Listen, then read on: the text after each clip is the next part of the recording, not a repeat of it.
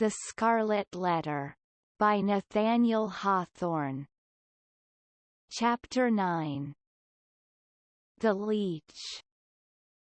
Under the appellation of Roger Chillingworth, the reader will remember, was hidden another name, which its former wearer had resolved should never more be spoken. It has been related how, in the crowd that witnessed Hester Prynne's ignominious exposure, stood a man, elderly, travel-worn, who, just emerging from the perilous wilderness, beheld the woman, in whom he hoped to find embodied the warmth and cheerfulness of home, set up as a type of sin before the people. Her matronly fame was trodden under all men's feet. Infamy was babbling around her in the public marketplace. For her kindred, should the tidings ever reach them, and for the companions of her unspotted life, there remained nothing but the contagion of her dishonor, which would not fail to be distributed in strict accordance and proportion with the intimacy and sacredness of their previous relationship. Then why, since the choice was with himself, should the individual, whose connection with the fallen woman had been the most intimate and sacred of them all, come forward to vindicate his claim to an inheritance so little desirable? He resolved not to be pilloried beside her on her pedestal of shame. Unknown to all but Hester Prynne, and possessing the lock and key of her silence, he chose to withdraw his name from the roll of mankind, and, as regarded his former ties and interests, to vanish out of life as completely as if he indeed lay at the bottom of the ocean, whither rumour had long ago consigned him. This purpose once effected, new interests would immediately spring up, and likewise a new purpose dark, it is true, if not guilty, but of force enough to engage the full strength of his faculties. In pursuance of this resolve, he took up his residence in the Puritan town, as Roger Chillingworth, without other introduction than the learning and intelligence of which he possessed more than a common measure. As his studies, at a previous period of his life, had made him extensively acquainted with the medical science of the day, it was as a physician that he presented himself, and as such was cordially received. Skillful men, of the medical and chirurgical profession, were of rare occurrence in the colony. They seldom, it would appear, partook of the religious zeal that brought other emigrants across the Atlantic. In their researches into the human frame, it may be that the higher and more subtle faculties of such men were materialized, and that they lost the spiritual view of existence amid the intricacies of that wondrous mechanism, which seemed to involve art enough to comprise all of life within itself. At all events, the health of the good town of Boston, so far as medicine had aught to do with it, had hitherto lain in the guardianship of an aged deacon and apothecary, whose piety and godly deportment were stronger testimonials in his favour than any that he could have produced in the shape of a diploma. The only surgeon was one who combined the occasional exercise of that noble art with the daily and habitual flourish of a razor. To such a professional body Roger Chillingworth was a brilliant acquisition. He soon manifested his familiarity with the ponderous and imposing machinery of antique physic, in which every remedy contained a multitude of far-fetched and heterogeneous ingredients, as elaborately compounded as if the proposed result had been the elixir of life. In his Indian captivity, moreover, he had gained much knowledge of the properties of native herbs and roots, nor did he conceal from his patients that these simple medicines, nature's boon to the untutored savage, had quite as large a share of his own confidence as the European pharmacopoeia, which so many learned doctors had spent centuries in elaborating. This learned stranger was exemplary, as regarded, at least, the outward forms of a religious life, and, early after his arrival, had chosen for his spiritual guide the Reverend Mr.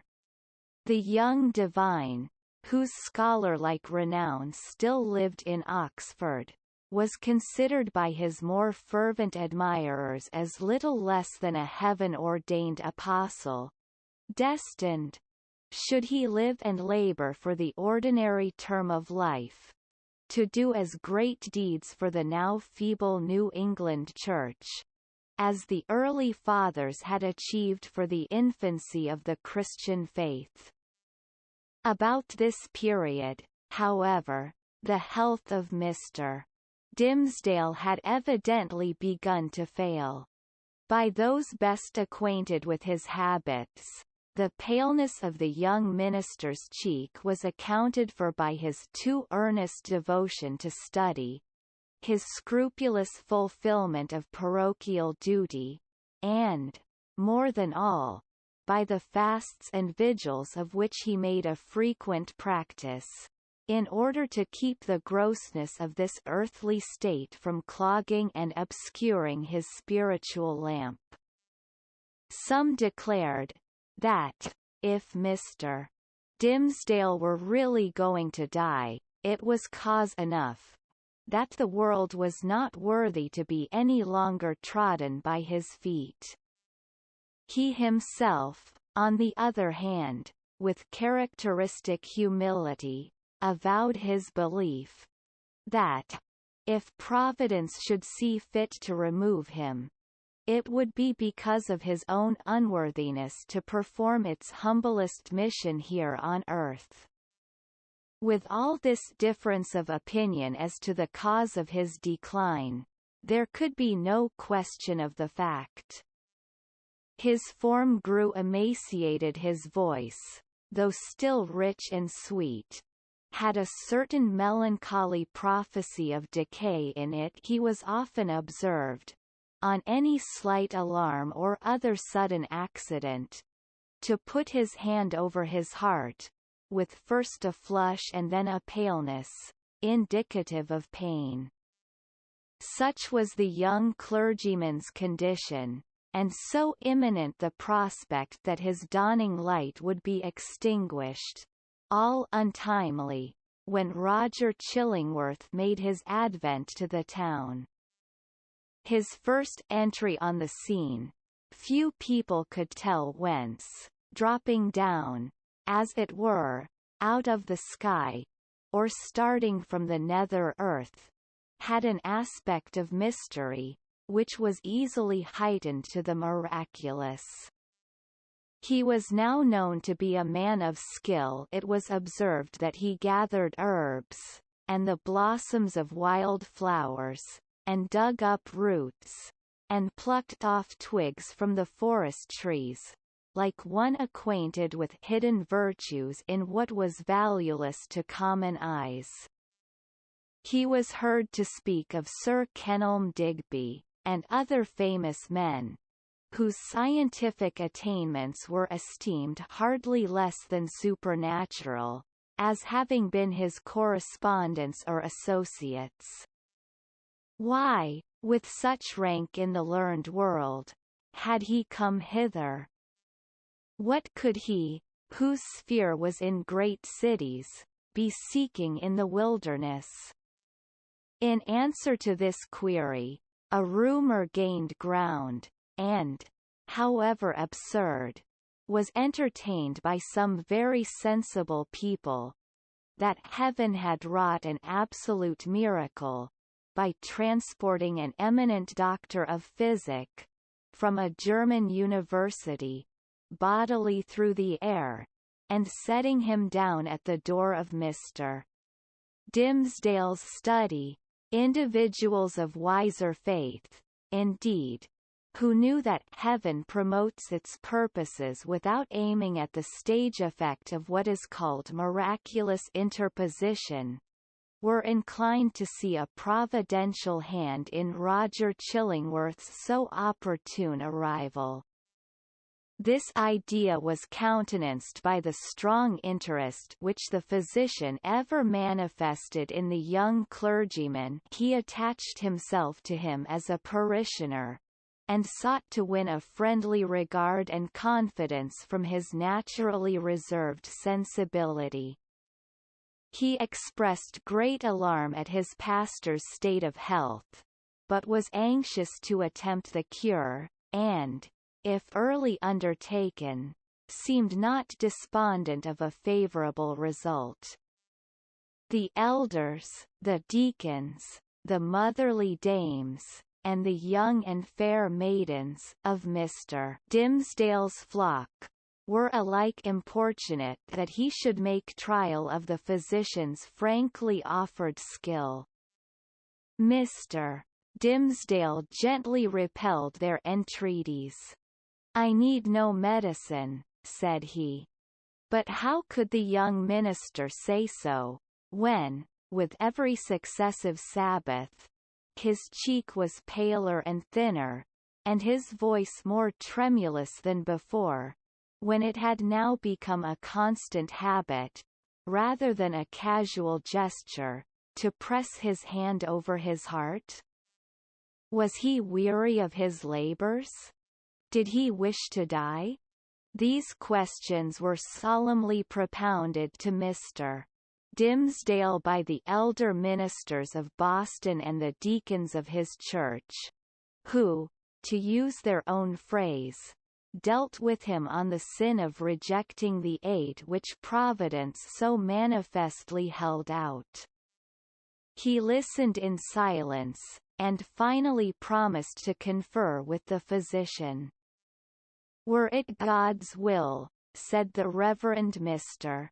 Dimsdale, when, in fulfilment of this pledge, he requested old Roger Chillingworth's professional advice, "I could be well content, that my labours, and my sorrows, and my sins, and my pains, should shortly end with me, and what is earthly of them be buried in my grave, and the spiritual go with me to my eternal state, rather than that you should put your skill to the proof in my behalf." "Ah," replied Roger Chillingworth, with that quietness which, whether imposed or natural, marked all his deportment, "it is thus that a young clergyman is apt to speak. Youthful men, not having taken a deep root, give up their hold of life so easily. And saintly men, who walk with God on earth, would fain be away, to walk with him on the golden pavements of the New Jerusalem." "Nay," rejoined the young minister, putting his hand to his heart, with a flush of pain flitting over his brow, "were I worthier to walk there, I could be better content to toil here.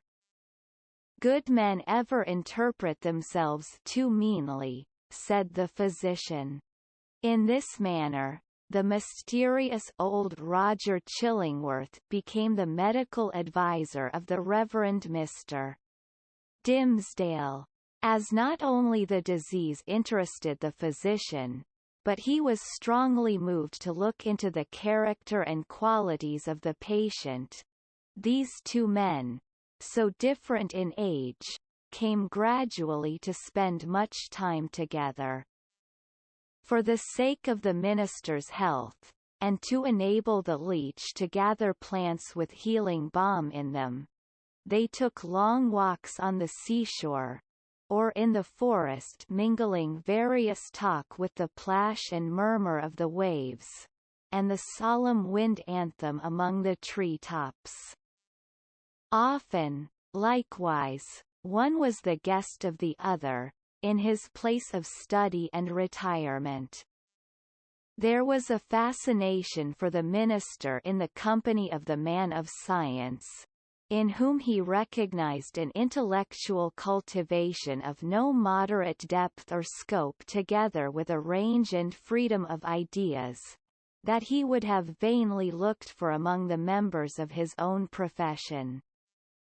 In truth, he was startled, if not shocked, to find this attribute in the physician. Mr. Dimmesdale was a true priest, a true religionist, with the reverential sentiment largely developed, and an order of mind that impelled itself powerfully along the track of a creed, and wore its passage continually deeper with the lapse of time. In no state of society would he have been what is called a man of liberal views. It would always be essential to his peace to feel the pressure of a faith about him, supporting, while it confined him within its iron framework.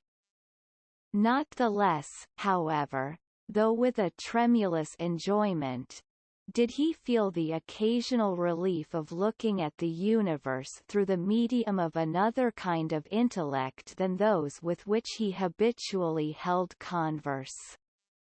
It was as if a window were thrown open, admitting a freer atmosphere into the close and stifled study, where his life was wasting itself away, amid lamplight, or obstructed day beams, and the musty fragrance, be it sensual or moral, that exhales from books. But the air was too fresh and chill to be long breathed with comfort. So the minister, and the physician with him, withdrew again within the limits of what their church defined as orthodox. Thus Roger Chillingworth scrutinized his patient carefully, both as he saw him in his ordinary life, keeping an accustomed pathway in the range of thoughts familiar to him, and as he appeared when thrown amidst other moral scenery, the novelty of which might call out something new to the surface of his character. He deemed it essential, it would seem, to know the man, before attempting to do him good. Wherever there is a heart and an intellect, the diseases of the physical frame are tinged with the peculiarities of these. In Arthur Dimmesdale, thought and imagination were so active, and sensibility so intense, that the bodily infirmity would be likely to have its groundwork there. So Roger Chillingworth, the man of skill, the kind and friendly physician, strove to go deep into his patient's bosom, delving among his principles, prying into his recollections, and probing everything with a cautious touch, like a treasure-seeker in a dark cavern. Few secrets can escape an investigator, who has opportunity and license to undertake such a quest, and skill to follow it up. A man burdened with a secret should especially avoid the intimacy of his physician. If the latter possess native sagacity, and a nameless something more, let us call it intuition if he show no intrusive egotism, nor disagreeably prominent characteristics of his own if he have the power, which must be born with him, to bring his mind into such affinity with his patients, that this last shall unawares have spoken what he imagines himself only to have thought. If such revelations be received without tumult, and acknowledged not so often by an uttered sympathy as by silence, an inarticulate breath, and here and there a word, to indicate that all is understood. If to these qualifications of a confidant be joined the advantages afforded by his recognized character as a physician, then, at some inevitable moment, will the soul of the sufferer be dissolved, and flow forth in a dark, but transparent stream, bringing all its mysteries into the daylight. Roger Chillingworth possessed all, or most, of the attributes above enumerated. Nevertheless, time went on. A kind of intimacy, as we have said, grew up between these two cultivated minds, which had as wide a field as the whole sphere of human thought and study. To meet upon they discussed every topic of ethics and religion, of public affairs and private character. They talked much, on both sides, of matters that seemed personal to themselves and yet no secret, such as the physician fancied must exist there, ever stole out of the minister's consciousness into his companion's ear. The latter had his suspicions, indeed, that even the nature of Mr. Dimsdale's bodily disease had never fairly been revealed to him. It was a strange reserve. After a time, at a hint from Roger Chillingworth, the friends of Mr. Dimsdale effected an arrangement by which the two were lodged in the same house so that every ebb and flow of the minister's life tide might pass under the eye of his anxious and attached physician. There was much joy throughout the town, when this greatly desirable object was attained. It was held to be the best possible measure for the young clergyman's welfare unless, indeed, as often urged by such as felt authorized to do so, he had selected some one of the many blooming damsels, spiritually devoted to him, to become his devoted wife. This latter step, however, there was no present prospect that Arthur Dimsdale would be prevailed upon to take. He rejected all suggestions of the kind, as if priestly celibacy were one of his articles of church discipline. Doomed by his own choice, therefore, as Mr. Dimsdale so evidently was, to eat his unsavory morsel always at another's board, and endure the lifelong chill which must be his lot who seeks to warm himself only at another's fireside. It truly seemed that this sagacious, experienced, benevolent old physician, with his concord of paternal and reverential love for the young pastor, was the very man, of all mankind, to be constantly within reach of his voice. The new abode of the two friends was with a pious widow, of good social rank, who dwelt in a house covering pretty nearly the site on which the venerable structure of King's Chapel has since been built. It had the graveyard, originally Isaac Johnson's home field, on one side, and so was well adapted to call up serious reflections, suited to their respective employments, in both minister and man of physic. The motherly care of the good widow assigned to Mr. Dimsdale a front apartment, with a sunny exposure, and heavy window curtains, to create a noontide shadow, when desirable. The walls were hung round with tapestry, said to be from the Gobelin looms, and, at all events, representing the scriptural story of David and Bathsheba, and Nathan the prophet, in colors still unfaded, but which made the fair woman of the scene almost as grimly picturesque as the woe-denouncing seer. Here the pale clergyman piled up his library, rich with parchment-bound folios of the Fathers, and the lore of rabbis, and monkish erudition, of which the Protestant divines, even while they vilified and decried that class of writers, were yet constrained often to avail themselves. On the other side of the house old Roger Chillingworth arranged his study and laboratory not such as a modern man of science would reckon even tolerably complete, but provided with a distilling apparatus, and the means of compounding drugs and chemicals, which the practised alchemist knew well how to turn to purpose. With such commodiousness of situation, these two learned persons sat themselves down, each in his own domain, yet familiarly passing from one apartment to the other, and bestowing a mutual and not incurious inspection into one another's business. And the Reverend Arthur Dimmesdale's best discerning friends, as we have intimated, very reasonably imagined that the hand of Providence had done all this, for the purpose besought in so many public, and domestic, and secret prayers of restoring the young minister to health. But it must now be said another portion of the community had latterly begun to take its own view of the relation betwixt Mr.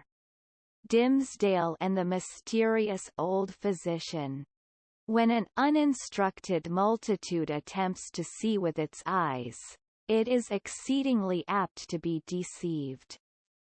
When, however, it forms its judgment, as it usually does, on the intuitions of its great and warm heart, the conclusions thus attained are often so profound and so unerring, as to possess the character of truths supernaturally revealed. The people, in the case of which we speak, could justify its prejudice against Roger Chillingworth by no fact or argument worthy of serious refutation.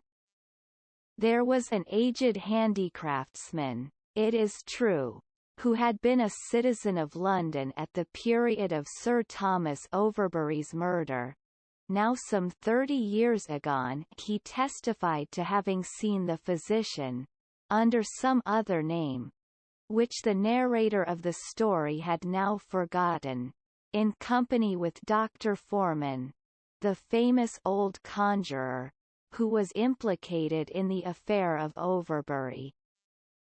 2 or 3 individuals hinted that the man of skill, during his Indian captivity, had enlarged his medical attainments by joining in the incantations of the savage priests who were universally acknowledged to be powerful enchanters, often performing seemingly miraculous cures by their skill in the black art. A large number and many of these were persons of such sober sense and practical observation that their opinions would have been valuable. In other matters affirmed that Roger Chillingworth's aspect had undergone a remarkable change while he had dwelt in town, and especially since his abode with Mr. Dimmesdale. At first, his expression had been calm, meditative, scholar-like. Now, there was something ugly and evil in his face, which they had not previously noticed, and which grew still the more obvious to sight, the oftener they looked upon him. According to the vulgar idea, the fire in his laboratory had been brought from the lower regions, and was fed with infernal fuel, and so, as might be expected, his visage was getting sooty with the smoke. To sum up the matter, it grew to be a widely diffused opinion that the Reverend Arthur Dimmesdale, like many other personages of especial sanctity, in all ages of the Christian world, was haunted either by Satan himself, or Satan's emissary, in the guise of old Roger Chillingworth. This diabolical agent had the divine permission, for a season, to burrow into the clergyman's intimacy, and plot against his soul. No sensible man, it was confessed, could doubt on which side the victory would turn. The people looked, with an unshaken hope, to see the minister come forth out of the conflict, transfigured with the glory which he would unquestionably win. Meanwhile, nevertheless, it was sad to think of the perchance mortal agony through which he must struggle towards his triumph. Alas! To judge from the gloom and terror in the depths of the poor minister's eyes, the battle was a sore one and the victory anything but secure. Chapter 10. The Leech and his Patient. Old Roger Chillingworth, throughout life, had been calm in temperament, kindly, though not of warm affections, but ever, and in all his relations with the world, a pure and upright man. He had begun an investigation, as he imagined, with the severe and equal integrity of a judge, desirous only of truth, even as if the question involved no more than the air-drawn lines and figures of a geometrical problem, instead of human passions, and wrongs inflicted on himself. But, as he proceeded, a terrible fascination, a kind of fierce, though still calm, necessity, seized the old man within its gripe, and never set him free again, until he had done all its bidding. He now dug into the poor clergyman's heart, like a miner searching for gold or, rather, like a sexton delving into a grave, possibly in quest of a jewel that had been buried on the dead man's bosom, but likely to find nothing save mortality and corruption. Alas for his own soul, if these were what he sought. Sometimes, a light glimmered out of the physician's eyes, burning blue and ominous, like the reflection of a furnace, or, let us say, like one of those gleams of ghastly fire that darted from Bunyan's awful doorway in the hillside, and quivered on the pilgrim's face. The soil where this dark miner was working had perchance shown indications that encouraged him. "This man," said he, at one such moment, to himself, "pure as they deem him, all spiritual as he seems, hath inherited a strong animal nature from his father or his mother. Let us dig a little further in the direction of this vein." Then, after long search into the minister's dim interior, and turning over many precious materials, in the shape of high aspirations for the welfare of his race, warm love of souls, pure sentiments, natural piety, strengthened by thought and study, and illuminated by revelation, all of which invaluable gold was perhaps no better than rubbish to the seeker, he would turn back, discouraged, and begin his quest towards another point.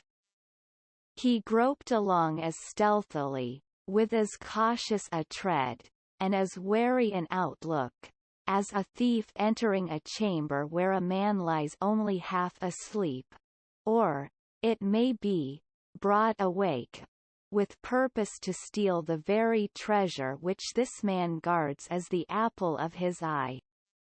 In spite of his premeditated carefulness, The floor would now and then creak, his garments would rustle, the shadow of his presence, in a forbidden proximity, would be thrown across his victim. In other words, Mr. Dimmesdale, whose sensibility of nerve often produced the effect of spiritual intuition, would become vaguely aware that something inimical to his peace had thrust itself into relation with him. But old Roger Chillingworth, too, had perceptions that were almost intuitive, and when the minister threw his startled eyes towards him, there the physician sat, his kind, watchful, sympathizing, but never intrusive friend. Yet Mr.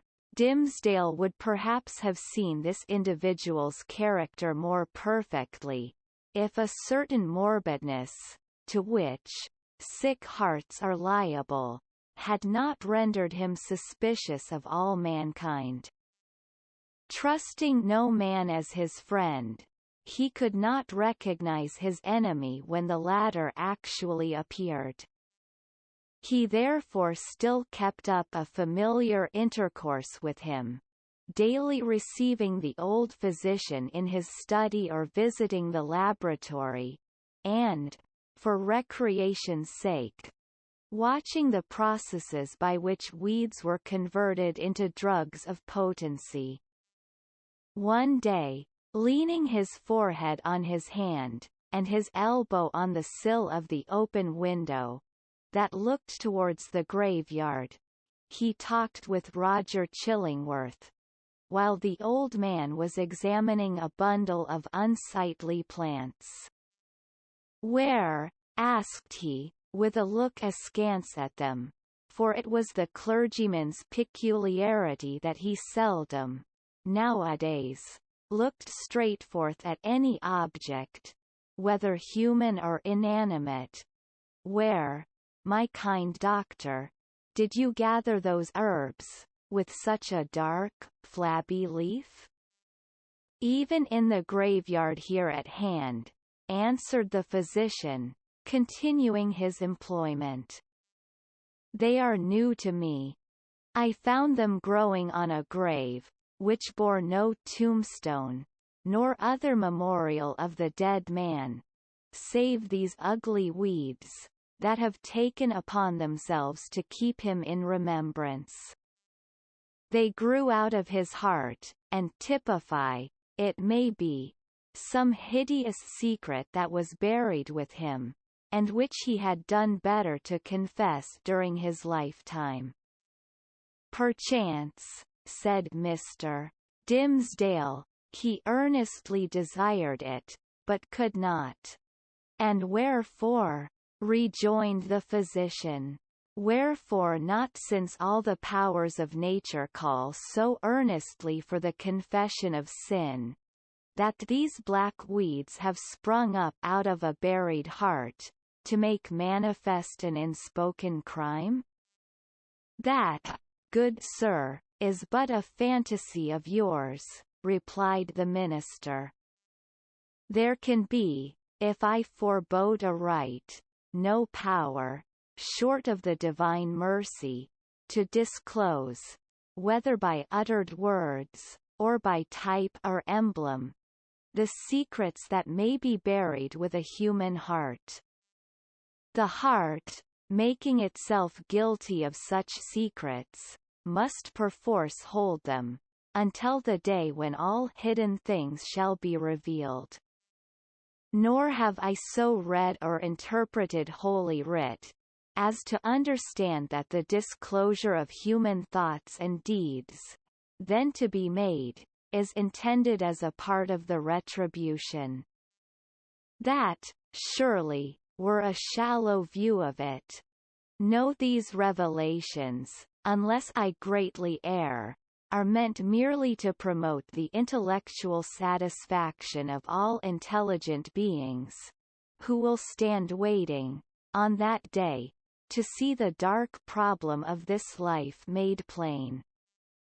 A knowledge of men's hearts will be needful to the completest solution of that problem. And I conceive, moreover, that the hearts holding such miserable secrets as you speak of will yield them up, at that last day, not with reluctance, but with a joy unutterable. Then why not reveal them here? Asked Roger Chillingworth, glancing quietly aside at the minister. Why should not the guilty ones sooner avail themselves of this unutterable solace? They mostly do, said the clergyman, griping hard at his breast as if afflicted with an importunate throb of pain. Many a poor soul hath given its confidence to me, not only on the deathbed, but while strong in life, and fair in reputation. And ever, after such an outpouring, oh, what a relief have I witnessed in those sinful brethren! Even as in one who at last draws free air, after long stifling with his own polluted breath. How can it be otherwise? Why should a wretched man, guilty, we will say, of murder, prefer to keep the dead corpse buried in his own heart, rather than fling it forth at once, and let the universe take care of it? Yet some men bury their secrets thus, observed the calm physician. True, there are such men, answered Mr. Dimsdale. But, not to suggest more obvious reasons, it may be that they are kept silent by the very constitution of their nature. Or, can we not suppose it? Guilty as they may be, retaining, nevertheless, a zeal for God's glory and man's welfare, they shrink from displaying themselves black and filthy in the view of men because, thenceforward, no good can be achieved by them, no evil of the past be redeemed by better service. So, to their own unutterable torment, they go about among their fellow creatures, looking pure as new fallen snow while their hearts are all speckled and spotted with iniquity of which they cannot rid themselves. These men deceive themselves, said Roger Chillingworth, with somewhat more emphasis than usual, and making a slight gesture with his forefinger. They fear to take up the shame that rightfully belongs to them. Their love for man, their zeal for God's service, these holy impulses may or may not coexist in their hearts with the evil inmates to which their guilt has unbarred the door, and which must needs propagate a hellish breed within them. But, if they seek to glorify God, let them not lift heavenward their unclean hands. If they would serve their fellow men, let them do it by making manifest the power and reality of conscience, in constraining them to penitential self-abasement. Wouldst thou have me to believe, O wise and pious friend, that a false show can be more for God's glory, or man's welfare than God's own truth? Trust me, such men deceive themselves. It may be so, said the young clergyman, indifferently, as waiving a discussion that he considered irrelevant or unseasonable. He had a ready faculty, indeed, of escaping from any topic that agitated his too sensitive and nervous temperament. But, now, I would ask of my well-skilled physician, whether, in good sooth, he deems me to have profited by his kindly care of this weak frame of mine? Before Roger Chillingworth could answer, they heard the clear, wild laughter of a young child's voice, proceeding from the adjacent burial ground. Looking instinctively from the open window, for it was summertime, the minister beheld Hester Prynne and little Pearl passing along the footpath that traversed the enclosure. Pearl looked as beautiful as the day, but was in one of those moods of perverse merriment which, whenever they occurred, seemed to remove her entirely out of the sphere of sympathy or human contact. She now skipped irreverently from one grave to another until, coming to the broad, flat, armorial tombstone of a departed worthy, perhaps of Isaac Johnson himself, she began to dance upon it. In reply to her mother's command and entreaty that she would behave more decorously, little Pearl paused to gather the prickly burrs from a tall burdock which grew beside the tomb. Taking a handful of these, she arranged them along the lines of the scarlet letter that decorated the maternal bosom, to which the burrs, as their nature was, tenaciously adhered. Hester did not pluck them off. Roger Chillingworth had by this time approached the window, and smiled grimly down. There is no law, nor reverence for authority, no regard for human ordinances or opinions, right or wrong, mixed up with that child's composition, remarked he, as much to himself as to his companion. I saw her, the other day, bespatter the governor himself with water, at the cattle trough in Spring Lane. What, in heaven's name, is she? Is the imp altogether evil? Hath she affections? Hath she any discoverable principle of being? None, save the freedom of a broken law, answered Mr. Dimmesdale, in a quiet way, as if he had been discussing the point within himself. Whether capable of good, I know not. The child probably overheard their voices for, looking up to the window, with a bright, but naughty smile of mirth and intelligence, she threw one of the prickly burrs at the Reverend Mr. Dimmesdale. The sensitive clergyman shrunk, with nervous dread, from the light missile. Detecting his emotion, Pearl clapped her little hands, in the most extravagant ecstasy. Hester Prynne, likewise, had involuntarily looked up, and all these four persons, old and young, regarded one another in silence, till the child laughed aloud, and shouted, "Come away, mother! Come away, or yonder old black man will catch you. He hath got hold of the minister already. Come away, mother, or he will catch you." But he cannot catch little Pearl.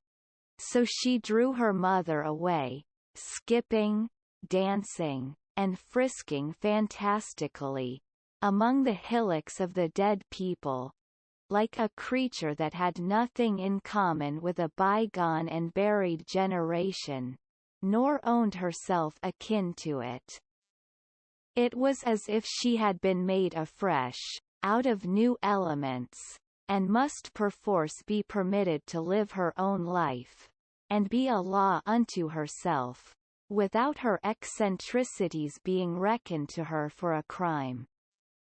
"There goes a woman," resumed Roger Chillingworth, after a pause, "who, be her demerits what they may, hath none of that mystery of hidden sinfulness which you deem so grievous to be borne.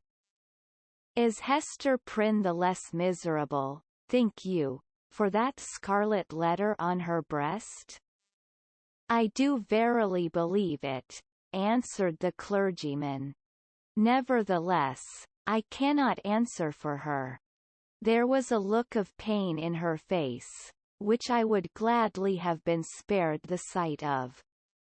But still, methinks, it must needs be better for the sufferer to be free to show his pain, as this poor woman Hester is, than to cover it all up in his heart. There was another pause, and the physician began anew to examine and arrange the plants which he had gathered. "You inquired of me, a little time agone," said he, at length, "my judgment as touching your health." "I did," answered the clergyman, "and would gladly learn it."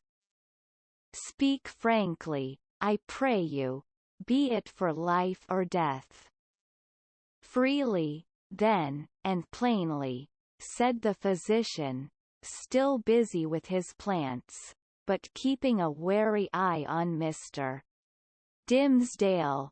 "The disorder is a strange one, not so much in itself, nor as outwardly manifested, in so far, at least, as the symptoms have been laid open to my observation. Looking daily at you, my good sir, and watching the tokens of your aspect, now for months gone by, I should deem you a man sore sick, it may be, yet not so sick but that an instructed and watchful physician might well hope to cure you. But I know not what to say. The disease is what I seem to know, yet know it not." "You speak in riddles, learned sir," said the pale minister, glancing aside out of the window. "Then, to speak more plainly," continued the physician, "and I crave pardon, sir, should it seem to require pardon, for this needful plainness of my speech. Let me ask, as your friend, as one having charge, under Providence, of your life and physical well-being, hath all the operation of this disorder been fairly laid open and recounted to me?" "How can you question it?" asked the minister.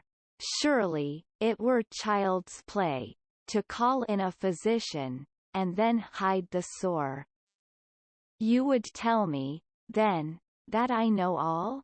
said Roger Chillingworth, deliberately, and fixing an eye, bright with intense and concentrated intelligence, on the minister's face. "Be it so. But, again, he to whom only the outward and physical evil is laid open, knoweth, oftentimes, but half the evil which he is called upon to cure. A bodily disease, which we look upon as whole and entire within itself, may, after all, be but a symptom of some ailment in the spiritual part. Your pardon, once again, good sir, if my speech give the shadow of offence. You, sir, of all men whom I have known, are he whose body is the closest conjoined, and imbued, and identified, so to speak, with the spirit whereof it is the instrument. Then I need ask no further, said the clergyman, somewhat hastily rising from his chair. You deal not, I take it, in medicine for the soul. Thus, a sickness, continued Roger Chillingworth, going on, in an unaltered tone, without heeding the interruption, but standing up, and confronting the emaciated and white-cheeked minister, with his low, dark, and misshapen figure, a sickness, a sore place, if we may so call it, in your spirit, hath immediately its appropriate manifestation in your bodily frame. Would you, therefore, that your physician heal the bodily evil? How may this be, unless you first lay open to him the wound or trouble in your soul? No, not to thee. Not to an earthly physician, cried Mr. Dimmesdale, passionately, and turning his eyes, full and bright, and with a kind of fierceness, on old Roger Chillingworth. Not to thee. But if it be the soul's disease, then do I commit myself to the one physician of the soul. He, if it stand with his good pleasure, can cure or he can kill. Let him do with me as, in his justice and wisdom, he shall see good. But who art thou, that meddlest in this matter? That dares thrust himself between the sufferer and his God? With a frantic gesture he rushed out of the room. It is as well to have made this step, said Roger Chillingworth to himself, looking after the minister with a grave smile. There is nothing lost. We shall be friends again anon. But see, now, how passion takes hold upon this man, and hurrieth him out of himself. As with one passion, so with another. He hath done a wild thing ere now, this pious Master Dimmesdale, in the hot passion of his heart. It proved not difficult to re-establish the intimacy of the two companions, on the same footing and in the same degree as heretofore.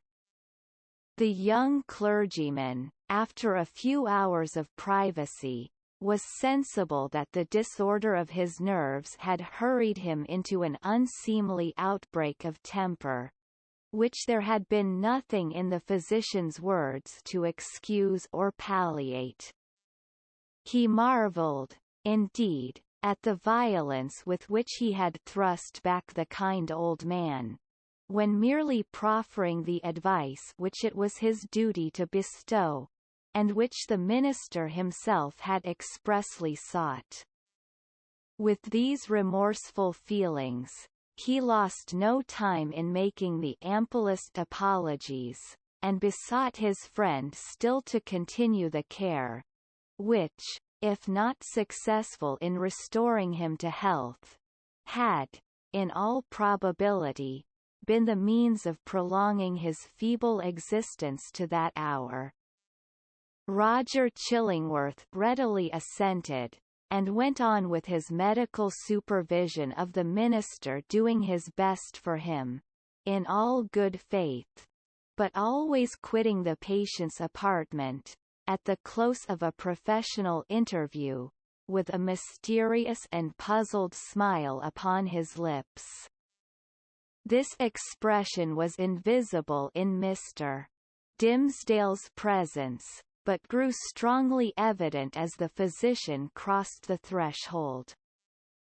A rare case, he muttered. I must needs look deeper into it. A strange sympathy betwixt soul and body. Were it only for the art's sake, I must search this matter to the bottom.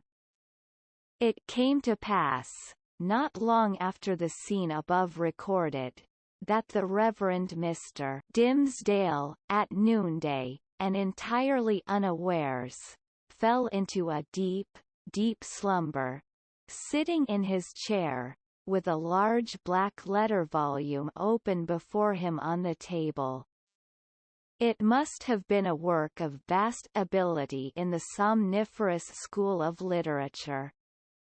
The profound depth of the minister's repose was the more remarkable, inasmuch as he was one of those persons whose sleep, ordinarily, is as light, as fitful, and as easily scared away, as a small bird hopping on a twig. To such an unwonted remoteness, however, had his spirit now withdrawn into itself, that he stirred not in his chair, when old Roger Chillingworth, without any extraordinary precaution, came into the room. The physician advanced directly in front of his patient, laid his hand upon his bosom, and thrust aside the vestment that, hitherto, had always covered it even from the professional eye. Then, indeed, Mr. Dimsdale shuddered, and slightly stirred. After a brief pause, the physician turned away. But, with what a wild look of wonder, joy, and horror!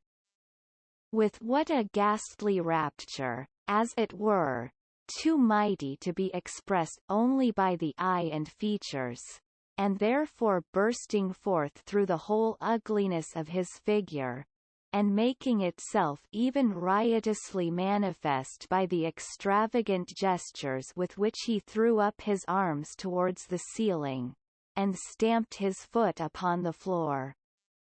Had a man seen old Roger Chillingworth, at that moment of his ecstasy, he would have had no need to ask how Satan comports himself, when a precious human soul is lost to heaven, and won into his kingdom. But what distinguished the physician's ecstasy from Satan's was the trait of wonder in it.